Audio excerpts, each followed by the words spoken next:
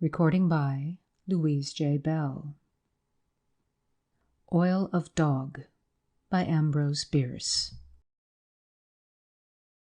My name is Boffer Bings. I was born of honest parents in one of the humbler walks of life, my father being a manufacturer of dog oil, and my mother having a small studio in the shadow of the village church, where she disposed of unwelcome babes. In my boyhood, I was trained to habits of industry. I not only assisted my father in procuring dogs for his vats, but was frequently employed by my mother to carry away the debris of her work in the studio. In performance of this duty, I sometimes had need of all my natural intelligence, for all the law officers of the vicinity were opposed to my mother's business. They were not elected on an opposition ticket, and the matter had never been made a political issue. It just happened so. My father's business of making dog oil was naturally less unpopular, though the owners of missing dogs sometimes regarded him with suspicion, which was reflected, to some extent, upon me. My father had, as silent partners, all the physicians of the town, who seldom wrote a prescription which did not contain what they were pleased to designate as all can. It is really the most valuable medicine ever discovered.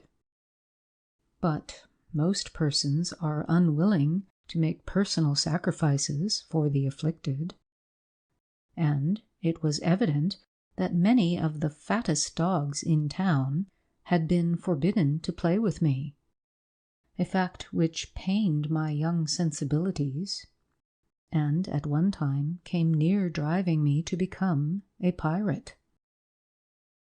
Looking back upon those days, I cannot but regret, at times, that by indirectly bringing my beloved parents to their death, I was the author of misfortunes profoundly affecting my future. One evening, while passing my father's oil factory with the body of a foundling from my mother's studio, I saw a constable who seemed to be closely watching my movements. Young as I was, I had learned that a constable's acts, of whatever apparent character, are prompted by the most reprehensible motives, and I avoided him by dodging into the oilery by a side door which happened to stand ajar. I locked it at once, and was alone with my dead. My father had retired for the night. The only light in the place came from the furnace, which glowed a deep, rich crimson under one of the vats, casting ruddy reflections on the walls. Within the cauldron, the oil still rolled in indolent ebullition, occasionally pushing to the surface a piece of dog. Seating myself to wait for the constable to go away, I held the naked body of the foundling in my lap, and tenderly stroked its short, silken hair. Ah, how beautiful it was! Even at that early age, I was passionately fond of children, and as I looked upon this cherub, I could almost find it in my heart to wish that the small red wound upon its breast, the work of my dear mother, had not been mortal. It had been my custom to throw the babes into the river, which nature had thoughtfully provided for the purpose. But that night I did not dare to leave the oilery for fear of the constable. After all, I said to myself, it cannot greatly matter if I put it into this cauldron. My father will never know the bones from those of a puppy, and the few deaths which may result from administering another kind of oil for the incomparable all-can are not important in a population which increases so rapidly. In short, I took the first step in crime, and brought myself untold sorrow by casting the babe into the cauldron. The next day, somewhat to my surprise, my father, rubbing his hands with satisfaction, informed me and my mother that he had obtained the finest quality of oil that was ever seen, that the physicians to whom he had shown samples had so pronounced it. He added that he had no knowledge as to how the result was obtained. The dogs had been treated in all respects as usual, and were of an ordinary breed. I deemed it my duty to explain, which I did, though palsied would have been my tongue if I could have foreseen the consequences. Bewailing their previous ignorance of the advantages of combining their industries, my parents at once took measures to repair the error. My mother removed her studio to a wing of the factory building, and my duties in connection with the business ceased.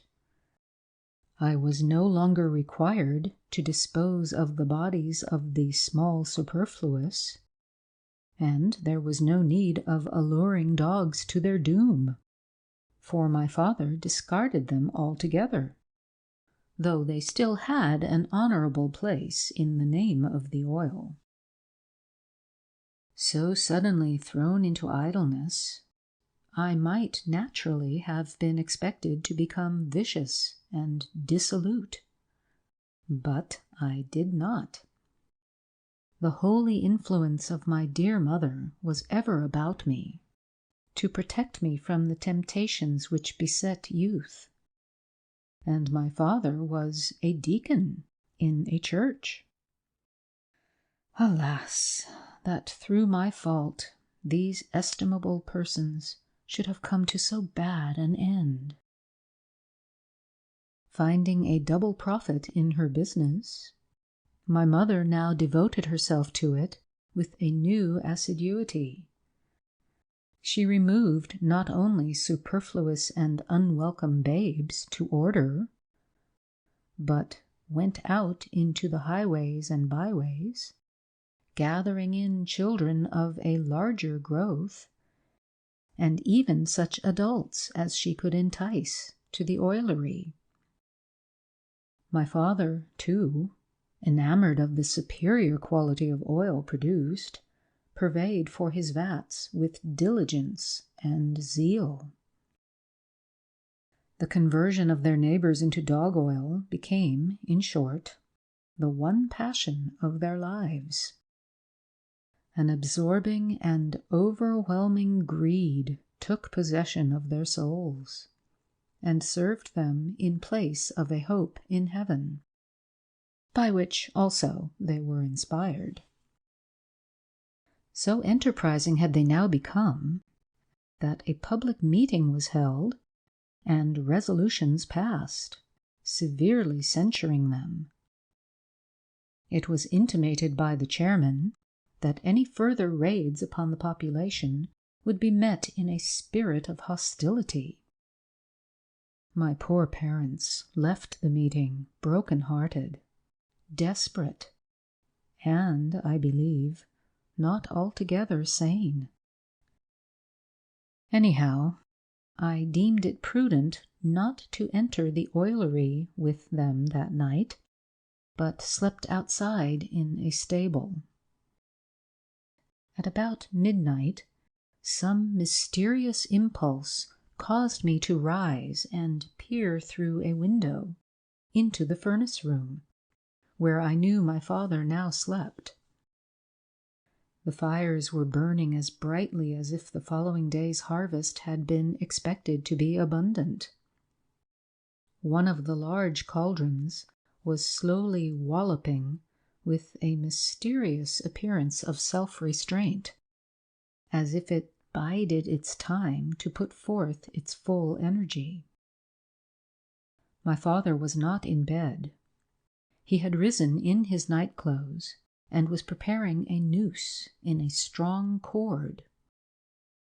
From the looks which he cast at the door of my mother's bedroom, I knew too well the purpose that he had in mind.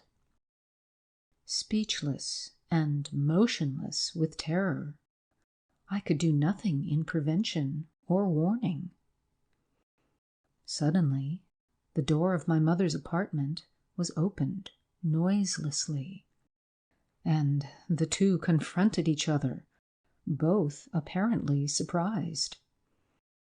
The lady, also, was in her night clothes, and she held in her right hand the tool of her trade, a long, narrow-bladed dagger. She, too, had been unable to deny herself the last profit which the unfriendly action of the citizens and my absence had left her. For one instant they looked into each other's blazing eyes, and then sprang together with indescribable fury. Round and round the room they struggled, the man cursing, the woman shrieking, both fighting like demons, she to strike him with the dagger, he to strangle her with his great bare hands. I know not how long I had the unhappiness to observe this disagreeable instance of domestic infelicity, but at last, after a more than usually vigorous struggle, the combatants suddenly moved apart. My father's breast and my mother's weapon showed evidences of contact. For another instant they glared at each other in the most unamiable way. Then my poor, wounded father, feeling the hand of death upon him, leapt forward, unmindful of resistance, grasped my dear mother in his arms, dragged her to the side of the boiling cauldron, collected all his failing energies, and sprang in with her. In a moment both had disappeared, and were adding their oil to that of the committee of citizens who had called the day before with an invitation to the public meeting. Convinced that these unhappy events closed to me every avenue to an honorable career in that town, I removed to the famous city of Otamwi, where these memoirs are written with a heart full of remorse for a heedless act entailing so dismal a commercial disaster. End of Oil of Dog by Ambrose Bierce. Recording by Louise J. Bell. Sebastopol, California.